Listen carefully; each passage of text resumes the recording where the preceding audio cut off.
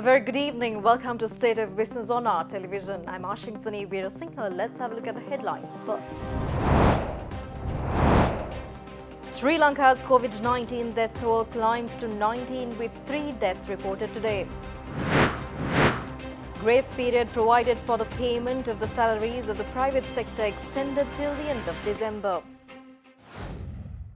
News in detail. Sri Lanka saw the highest COVID-19 death toll within a day as 3 COVID-19 deaths were reported today, increasing its overall COVID-19 death toll to 19 as of 4 p.m. today. On the other hand, the Attorney General has directed the Acting Inspector General of Police, C.D. Wickramaratne, to investigate the COVID-19 cluster spread from Brandex and to submit a progress report within 2 weeks.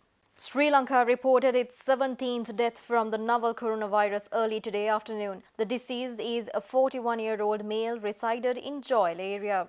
Reportedly, the patient had been suffering from cirrhosis prior to his death. Thereby, the Ministry of Health confirmed that 2 more COVID-19 related deaths have been reported in the country today, bringing the death toll from the coronavirus in Sri Lanka to 19 as of 4 p.m. today. Thus, a 19-year-old youth from Keselwatta and a 75-year-old woman from Slave Island, who were both admitted to the Colombo National Hospital, have passed away. They had both tested positive for the COVID-19 following PCR tests carried out on admission to the hospital. In this regard, 6 COVID-19 related deaths have been reported in the country as of 4 p.m. today since last Thursday. Thereby, the country exceeded the 8,000 mark of overall COVID-19 cases yesterday after seeing a spike of 541 COVID-19 cases, and out of the yesterday's cases, the highest number of cases of 304 were reported from Gampaha district. Thereby, a total of 9,619 PCR tests have been conducted in the country yesterday. Moreover, another 293 individuals tested positive for COVID-19 today evening, increasing the total COVID-19 cases to 8,706 as of 6 p.m. today. Among them, 291 are close contacts and 2 are from quarantine centres. On a positive note, the country's COVID-19 recoveries have now increased to 4,043 as 110 COVID-19 inflicted patients were discharged from the hospital after a full recovery. On the other hand, Hatton Town has been declared as an isolated area as a vendor at the Hatton Weekly Fair who had bought fish from Paliaguda Fish Market, and some of his contacts were exposed to the virus. Moreover, the Keselwatta public market area in Panadura has been isolated. Meanwhile, 9 Grama Niladhari divisions in Ratnapura have also been isolated. The isolated areas are Gili Male, North Gili Male, South Gili Male, Katavala, Sri Pala Baddala, Malvala, Sri Pagama, Ambuldeniya and Mathalana Grama Niladhari divisions. On another note, Minister Dr. Ramesh Patrana stresses that the tendency of transmitting the COVID-19 in this recent wave is far more serious than the previous times. දැනට පවතින තත්ත්වය යටතේ මෙම corona වෛරසය පළවෙනි අවස්ථාවේදී රටේ ජනතාව අද්දුටු වෛරසයට වඩා ආසාදිත තත්ත්වයෙන් ඉහළ මට්ටමක තිබෙන බව වෛද්‍ය විද්‍යාඥයන් පෙන්වා දීලා තිබෙනවා. ඒ නිසා මෙම රෝගයේ බෝ වීමේ ඉතාම ඉහළ ප්‍රවණතාවයක් තිබෙනවා. ඒ නිසා අපි මේ රටේ ජනතාවගෙන් ඉල්ලා සිටිනවා ඔබ නියමිත පරිදි අදාළ සෞඛ්‍ය වෛද්‍ය නිලධාරීන්ගේ උපදෙස් පිළිපදින්න, සාමාන්‍යයෙන් භාවිතා කරන මේ මුහුණු ආවරණය රෝගය වළක්වා ගැනීමට රටේ සෑම කෙනෙක්ම මේ මුහුණු ආවරණය, මුව ආවරණය භාවිතා කරනවා නම් රෝගය වළක්වා ගැනීමට පැතිරියම් සිට 90කින් අවම කළ හැකි බව විද්‍යාඥයන් පෙන්වා දීලා තිබෙනවා. ඒ වගේම සමාජ දුරස්ථභාවය සහ නිතර සබන් යොද අත්සේදීම කියන කරුණු හරහා රෝගය පාලනය කිරීමත් විශාල ලෙස සිදු කරන්න පුළුවන් බව බොහොම පැහැදිලිව වටහාගෙන තිබෙනවා. ඒ කරුණුවට අමතරව හිමාලය නිරන්තරයෙන් භාවිතා කිරීම, ඒ වගේම උණුසුම් ආහාර සහ පාන වර්ග ලබා ගැනීම ඇතුළු සාමාන්‍ය ජීවිතයේදී ලුණු වතුරෙන් උගුර සේදීම ඇතුළු කරුණු කාරණා පිළිබඳවත් ජනතාවට අවධානය යොමු කරන්න කියලා අපි තාම ගෞරවයෙන් ඉල්ලා සිටිනවා. In the meantime, Dr. Asela Gunawardana has been appointed as the new Director General of Health Services. Prior to this appointment, he served as the Director of the Colombo South Teaching Hospital in Kalibowila. Moving on, the World Bank assures that it would extend the fullest cooperation in all the efforts of containing the COVID-19 in Sri Lanka. During a discussion with Health Minister Pavitra Wanyarachi, World Bank's Country Director for Maldives, Nepal and Sri Lanka, Faris Haddad Zevos, has also commended the measures that the government of Sri Lanka has taken in controlling the pandemic. The government today announced that the grace period provided for the payment of the salaries of the private sector employees in the wake of the COVID-19 pandemic has been extended to the end of this year. Thereby addressing the weekly cabinet press briefing at the Department of Government Information today morning, co-cabinet spokesperson Minister Udaya Gammampila added that it was agreed not to cut off the jobs of the employees of the private sector that were shut down due to the recent COVID-19 cases spike.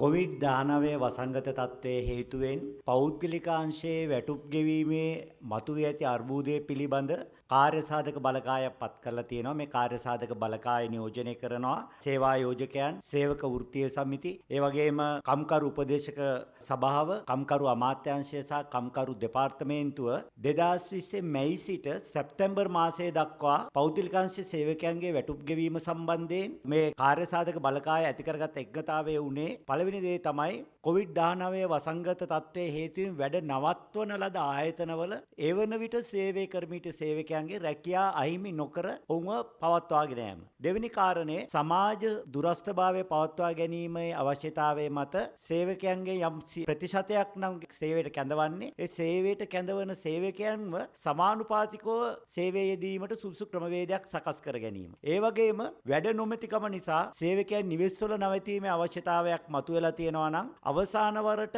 ගෙවපු මූලික වැටුපෙන් 50% හෝ රුපියල් 14500 කියන මුදලෙන් දෙකෙන් වැඩි එක ඒ නිවසේ රඳවා සිටින සේවකයන්ට ගෙවන්න. ඒ වගේම ඒ ගෙවන මුදලට අවශ්‍ය සේවා නියුක්ති භාරකාර අරමුදලට, සේවක අර්ථසාධක අරමුදලට අවශ්‍ය ගෙවීම සේවා යෝජකයන් විසින් සිදු කිරීම මේ එකඟතාවය කොවිඩ් වසංගතයේ මෙවැනිටත් රට පුරා පැතිරෙමින් තිබෙන නිසා 2020 දෙසැම්බර් මාසයේ දක්වාම මෙම එකඟතාවයන් ක්‍රියාත්මක කරන්න මේ කාර්යසාධක බලකාය තීරණය කළා තියෙනවා. The cabinet has given the nod to receive the 165 million US dollars loan grant provided by the Asian Development Bank to uplift the small and medium-sized enterprises of Sri Lanka. Moreover, the Cabinet of Ministers have given their consent to signing an agreement between India and Sri Lanka with a view to obtain Indian grants for the implementation of community-based development projects in Sri Lanka. The Asian Development Bank has given its consent to award a loan grant of 165 million US dollars, including the emergency response components of 100 million US dollars for the provisions to be taken in bettering the small and medium-scale entrepreneurs in Sri Lanka affected by the COVID-19 pandemic.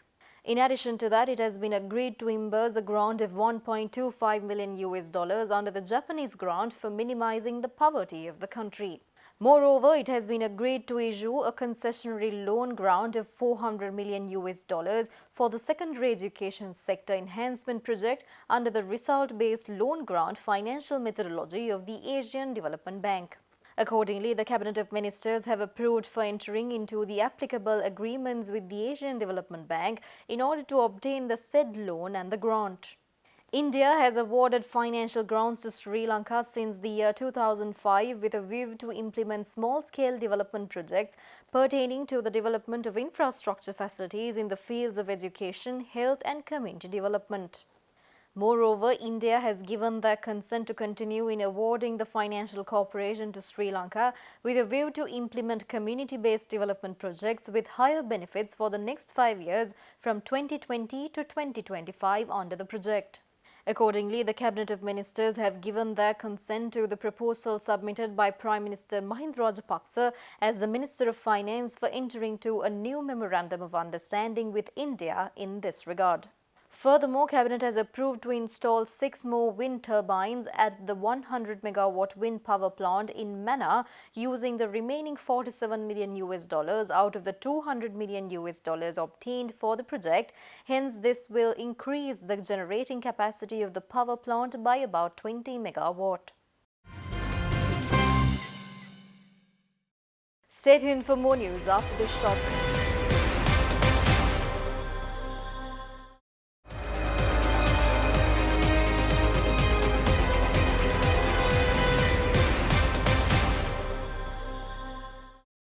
Welcome back after the break. Minister Udaya Gammampila denies the allegations that Sri Lanka has become a base for the United States and China to fight their economic battle. Minister Gammampila gave this assurance today addressing the media online in briefing the decisions taken at the meeting of cabinet ministers last evening. Reuters has misquoted the statement made by as you know, on 22nd October, Dean Thompson, the senior State Department official for South and Central Asian Affairs, said, "We encourage Sri Lanka to review the options we offer for transparent and sustainable economic development in contrast to discriminatory and opaque practices." Actually, they have not referred to any country, but when Reuters reported this news, they used the headline, "US urges Sri Lanka to make difficult choices over China ties." So then Chinese foreign minister responded to this statement. Because of this Reuters reporting, frankly, the Sri Lankan government is committed to maintain its sovereignty and to maintain cordial relationships with both USA as well as China. And we will ensure that Sri Lanka would not be a battleground of the superpowers. That's for sure.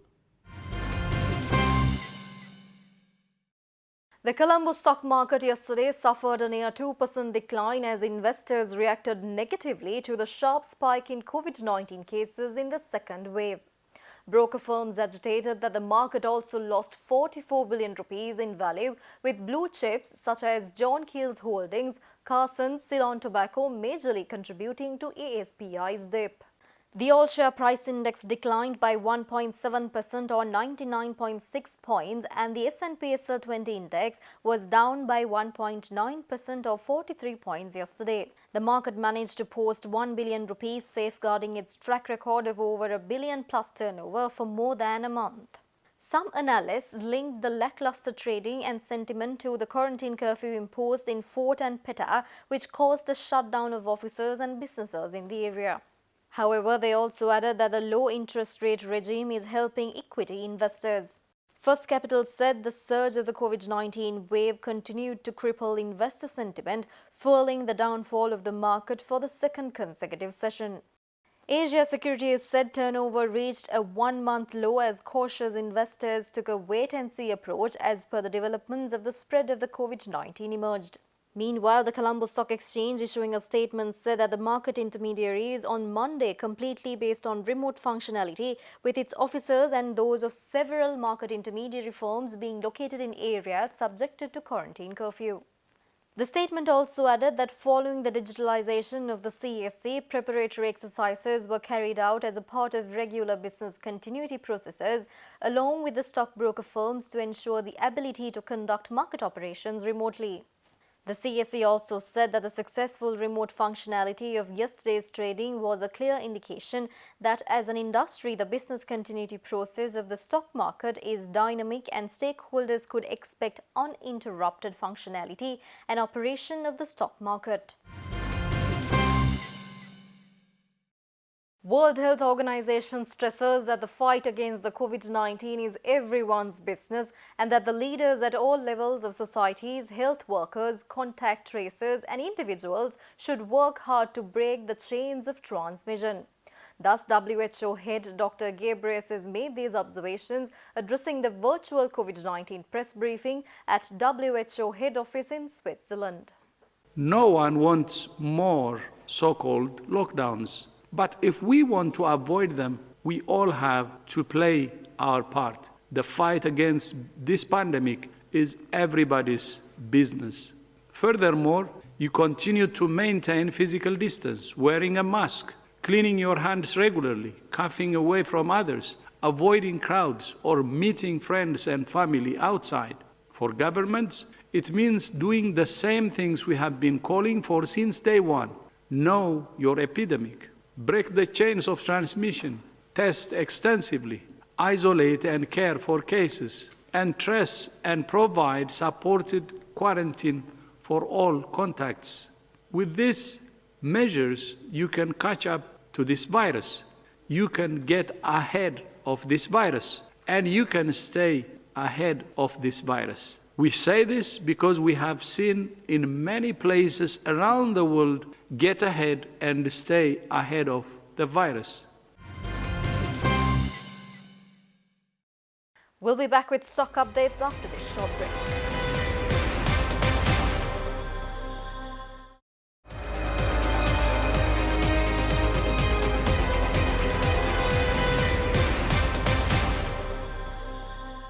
Welcome back after the break.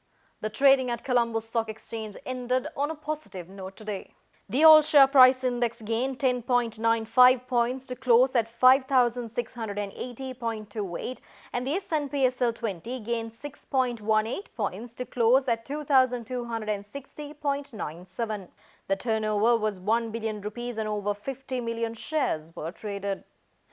Up next are forex rates.